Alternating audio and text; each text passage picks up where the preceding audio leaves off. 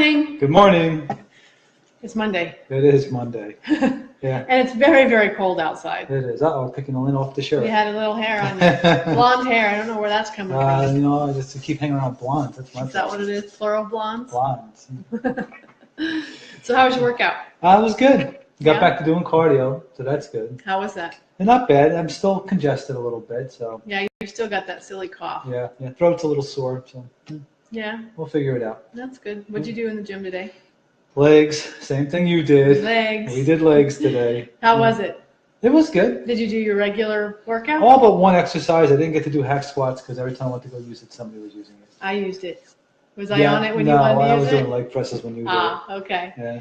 Yeah, I did legs, but I did mine differently today. I did my exercises actually backwards from what I usually do. So I started doing lunges and then decided I don't want to do lunges. So I only did like 20 of them or Right. something. Sometimes that happens. You start doing exercise, you're like, Yeah, I don't want this to. I today. didn't want to do it, so I Right. didn't. So I did, but usually I do a certain order, and today Right. I reversed that order. So Oh. we'll see how I feel Yeah, tomorrow soreness about is that. coming. Yeah, if you do that, your legs complain. So Yeah. that's funny. That's funny. So over the weekend you got to work in your wood shop some. A little bit yesterday, yeah. How was that? It was okay. know? It was okay. You're supposed to have fun down there. I have fun, but I also get frustrated sometimes too. So, Yeah. but it's fun. I like that. That's good. Yeah. So on Saturday, I made sweet potato lasagna. You were hopping yesterday. You were going crazy. I put the recipe and pictures of it on the R&R Journey page, so you guys can go over there and check out the recipe and the pictures. Right. The day I made it on Saturday, I thought it was good. It was okay. I thought it was awesome. But on Sunday, after it had gotten a chance to sit overnight, I thought it was much better. Still, I thought it was awesome. Yeah, so it's definitely a little bit labor intensive, as any kind of lasagna is. And I did not make my own tomato sauce this time. I Right. used tomato sauce from a We jar. have organic tomato sauce. Yeah, I just didn't want to. I didn't want to fuss with making my own tomato sauce, so I didn't. And then yesterday, I decided I was going to try and make mashed potatoes and gravy Right. and broccoli. It's called creamy broccoli soup. So I made those two recipes. The mushroom gravy, it's really earthy. Yeah. And I think the issue with it is that, and I'll post pictures. I took a picture of it, but I think the issue with the gravy is the amount of sage that it calls for is too much. Like Yeah. I don't like the amount of sage, so I'm not sure how I save that. We're trying to figure that out. Right. I read that you can add sugar or you can add butter, and that can help. I think we'll probably try the butter because everything we're reading is butter's better for you than stay sugar away is. from the sugar. Yes. So I'll probably add some butter to it and see if I can save it. The creamy broccoli soup, really very, very green. Right. Tastes very green. I don't find it to be creamy, but it's definitely edible, but not something that I would like run off to make Yeah, again. it reminds me of pea soup, as I said when I was eating it. I don't know. I'm about it, so I'll post those and the recipes I use so you guys can see them. If you really like that kind of thing, you can try it, and I'll let you know if I try the gravy again if it turns out better. But I definitely underwhelmed with the gravy and the soup that I made. But the mashed potatoes, I made a big thing of mashed potatoes, and then I added one sweet potato to Sweet it, potato. and that's really good all by itself. It doesn't Yeah. even need the gravy on it, so Right. I'm pretty pleased about that. That turned out pretty well. But we finished listening to the book. We told you guys last week we were listening to the book In Defense of Food, which is also, there's a documentary out there called In Defense of Food, and it talks about how food is very different than it used to be, and that, I'll turn it off. I have my tea going, and it's going to make a lot of racket, so It's going to whistle. Turn that down. The point of the In Defense of Food is that in the 1980s, there came out this thing that, fat is bad for you, saturated fat is bad for you. And everybody, we did what we were told. We got, less fat, no fat, blah, blah, low fat, and we're sicker and fatter than we've ever been. Right. And the reason is that the food that we eat now is so different. All of it's engineered. It's all processed. It's so all the loaded meat with we sugars. eat used to be you ate meat from cattle and animals that ate grass and that had omegas in it. It was really healthy for you. But now, if you look at the way animals are raised for meat production, they live on dirt squares of land and they eat grain. They eat soy and they eat corn. Right. That's GMO and all that stuff that Right. that is. But the reality is those animals are omnivores, or herbivores. They're meant to eat grass. And so the meat we're getting from them isn't as healthy for us as the meat was before the 1980s. Right. And the same is true of the eggs we eat, not as healthy as they used to be. So that was interesting. And what did they say? You have to look for, what is it, the term? Pastured. Pastured eggs. And if you pastured eggs, pastured, Meat. not free range, because that just means they have access to the outside. Right. It doesn't mean they actually have They could access still to be grass. walking on ground that's all dirt. Yeah, it could be all dirt. So pasture raised, and then for beef, it has to say pasture finished. Right, which is interesting. So they can, what they do is they leave them on the pasture, and they can say pasture raised, but then when they're ready to actually grain them, they grain them out, and then they feed them grain to add the weight to them so they Right. can slaughter them. So look for pasture finished in your beef, which Right. I have no idea where you get that if you're a beef eater. If you're a beef eater, right. One of the other interesting things that we learned was that there's 17,000 new food products a year. Right. So not real food, food products. So Right. that's unbelievable to me that there's that much new food products every year. To get to fill up your grocery store. Aren't we lucky? And they're just, it's not food. It's like starving your cells. So, just be aware of that. And one thing that's very, very clear that the book made it clear and the documentary made it clear is that the standard American diet is making us sick. Right. And we need to do something What did they say? That we could handle any diet around the world. So you go around the world and you go to whatever culture Any you're going cultural to, diet. and you eat their diet, and that'll be perfectly fine. We'll adapt to it, except for one. Ours. Our diet is The the only one standard that American diet is the one that kills humans people. can't. Right. We can't adapt to it. Right. Right. And that was funny because one of the things they said, I think we laughed the hardest at, was they said that convenience stores are corn processing facilities. Yeah, this is crazy. And they said you should not fuel yourself the same place you fuel your vehicle. Right. So outside they have ethanol. Ethanol in your gas, so you're getting corn ethanol there. for your car, which Right. is from corn. Right. And then inside, You have the high fructose corn syrup. yes, so you're getting the sugars from the corn, and that's how they feed us. You go to the gas station, you fill up, and for the full extent of the term. Right, and it's just don't eat that. Don't fuel Don't. yourself where you fuel your car. It's Right. not a good idea. Exactly. So I thought that was kind of funny. And that goes to the comment I made last week about when we went to Wawa and all those people waiting to get food from the Wawa there. Right, exactly. So I did want to talk about something about why we as Americans, we eat differently, like the signals of when we should eat are different, and then we stop eating differently. What's the you got matter? that. I did. I took care of it. Yeah. I have it under control. You have it under control. His coffee. He's very, very anxious for his coffee. That's all I get today until about 6 o'clock tonight. Right, because so. it's a fasting It's day. a fasting day, yes. But so the interesting thing with Americans is we do have our standard 3 meals, and people talk about also snacking, but the reality is Americans don't just snack. No. We eat Yeah, continuously. we continuously graze And throughout the day. If you look at, we've even modified our vehicles to be Able to, you can snack eat, yes, facilities. Snack facilities, exactly. So they right. have big cup holders that hold the big, huge, like 32-ounce Right. soda cups. Right, and you get the takeout food, which is just in a wrap, and you can just hold it in one hand and drive and eat.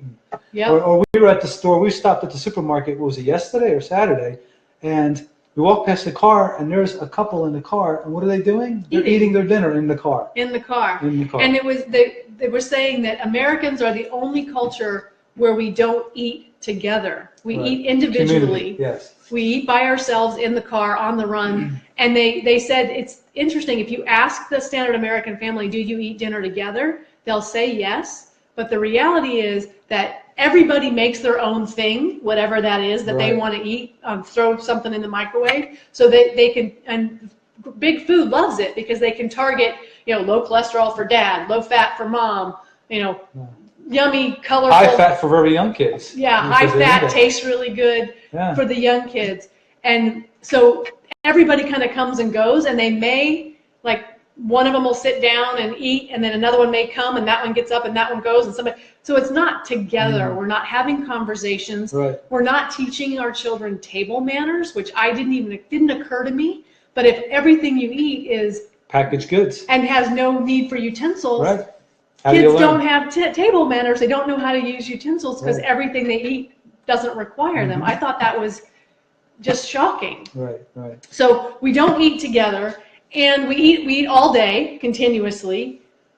But the thing I think that we don't do is we don't prep food, we don't clean up from food, and so we don't appreciate food. Right. And that was something that they talked about. The French are really, for them, a meal is a gathering with friends, and they prep it together, and they eat it together, and they clean up together. So it's a whole social event. And they do it 3 times a day. Which Americans, we don't Right. do that, and we don't eat because we're hungry. We eat just because we're eating. There's no conscious awareness of it. And I do ask my clients that, like, what does it mean to feel hungry? I know I've said that on here before. What does it mean to really feel hungry? And I think we use that term. I say sometimes my mouth feels like eating, but I'm actually not hungry. Right. And what do they say that when they ask American people when do they stop eating, and their comment is always when there's no more food on my plate, right? Or when the package is empty, or when my plate is empty, and Americans do seconds, which Right. the French don't do. Right. There's And a the- taboo and- against seconds. And when they ask in the French when do they stop eating, they say when they're full. The other thing that people use as a trigger to stop eating is the end of a TV show. Right. How bizarre is that? That's crazy. So as Americans, we use outside stimuli. Package is empty, plate is empty, or TV show is ended to say we're done eating, Right. which is a problem because Americans are very, very good at huge quantities of food cheap. Right. We're very good at cheap food in vast quantities. Right. And so if you think about that, if you're actually waiting to say you're done eating for your plate to be empty and the plates are getting bigger and bigger, that's a huge deal. Right. Right. So what was one of the recommendations? Use smaller plates. Use a smaller plate, leave the food on the stove, don't bring it to the table, Right. and then really ask yourself, do I need more or do I just want more? Because they pointed out, and I'm sure you guys have all heard this, that it takes your brain 20 minutes to be able to say, oh, wait, we're full. Right. Most Americans don't even eat for 20 minutes. Right. Like we eat everything we have, the entirety of Gone. it, in less than 20 minutes. Yeah. And part of that is because we're not talking. We're not being talking. social. Yeah, it's not a communal event like it is in other Mhm. countries. And we use the French when we're talking is because the French, who people think historically have bad diets, they eat a lot of cheese, they drink a lot of wine, they eat a lot of fatty foods, and but yet they don't have obesity, they don't have hypertension, they don't have high cholesterol, they don't have people dying of heart attack. They eat substantially less food than Right. we do. Right. So but, but they really enjoy their food. they really enjoy their food. And that's so, it. They take the time to enjoy the food they're eating and appreciate the food that they're and they eat with people they care about, Right. which was another point that they were making, is eat with people you care about. Right. And have food. So fat in and of itself, it's starting to really look like that fat is not the issue. Right. It's the volume and then the And sugar. then the sugar. And one thing that they pointed out was that it's not that meat is so bad necessarily, but that when you eat 12 ounces of meat, Yes. you have no room left to eat vegetables. Right. So it's the lack of vegetables and fruits that's bad. Right. So I have to get used to using meat as a flavoring and not as the main Right. course. Yeah. So it's interesting that they were talking about how you can eat all that stuff, but you have to eat it in really small portions. And we said this before, you cannot get fat on a whole food plant-based diet Right. because you cannot take in enough calories. Right. Your stomach's not big enough. Your stomach's not big Right. enough. Yeah. I told you guys last week that if you were going to eat 2,000 calories of kale, it would be 16 pounds. I can't even eat 1 pound of Let's kale. just put the graze on and just start chewing all day long. That's crazy. Right. So I thought the interesting thing I really wanted to share with you guys is how Americans eat all day. We don't, and I guess the French, they don't even snack. Like they do meals. Yeah, they didn't really talk about whether or not they snacked. They- I think their big emphasis was on the fact that they do have the community meals. Yeah. And that could be, whether you have friends or whether you have family. I know my friend Allie is in Paris right now. I'll have to reach out to her Right, and ask her, exactly. hey, do the French snack the way we Right, do? exactly. And I think the key there was also is we need to take, and this is hard in America, because in America we're always ready for the next thing. We're in a rush. We're always rushed. Always in a rush. But the big thing to talk about is you should take time to eat. You should not devour your food as fast as you can so you can go on to the And next you thing. should think about it. Don't do other things while you Right. eat. And, Americans are funny because we're just like, I don't have time for that. Eat in the car, driving to work. Right. And the thing is, though, so what do you have time for? If you're so busy to get to work that you're eating stuff that's bad for you, that's going to kill you. I said this to a client, and I know this is really an aggressive thing to say, but I said it to a client once who was talking about how much work she had to do and how busy she was. And I said to her, you realize that your husband and your dogs are going to miss you when you're gone. Your boss is going to send flowers and hire somebody else. Right. Exactly. And that's the reality of, that if we're so busy that we can't make time to create healthy food, to eat healthy food, and to take care of our health, we're killing ourselves for an organization, I guess, basically, that doesn't even care. No, you're a number. That's the sad truth. So I learned that too many times, the hard way, that you're just a number. Yeah. Your phone's ringing. My Do you have phone to go is check ringing. it? I should make him turn that off before we come online. I can't imagine why somebody in Colorado is calling. No, nobody in Colorado. You don't need to talk to them. So the point being, food should not be cheap and it should not be easy. It should be something effort you put in to create healthy food. You eat it with conscious thought. You enjoy it immensely, and you do it with people that you love. And then you stop eating when you're full. Right. Which means we have to start paying better attention to our bodies. I think the moral of that story is, if you're eating in less than 20 minutes, you're not giving your body a chance to realize it's full, so you're going to wind up overeating. Right. Because you're never going to be satisfied. So that's what we learned over the weekend from the book In Defense of Food. I highly recommend it, although the audio version, the guy's voice will put you to sleep. Yeah, it was tough. That was tough, but the documentary's good, the book is good, learned a lot from it. So I would highly recommend that if you're interested in more than just the Cliff Notes that we're giving you, that you go ahead and get that book. From the library is a great place if you don't feel like you need to buy it.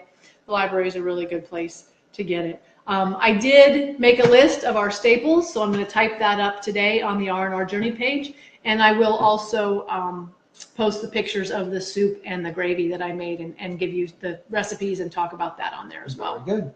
Sounds good. So that's my goal. Thank you, all of you who are joining and liking and commenting and engaging with us. We appreciate it. And we'll be back tomorrow when we actually, and I'll post pictures of whatever we decide to eat for our fasting day meal. Correct. So we'll do that too. Right. And with that, we will say, eat food, not too much, mostly plants. Have a great day, guys.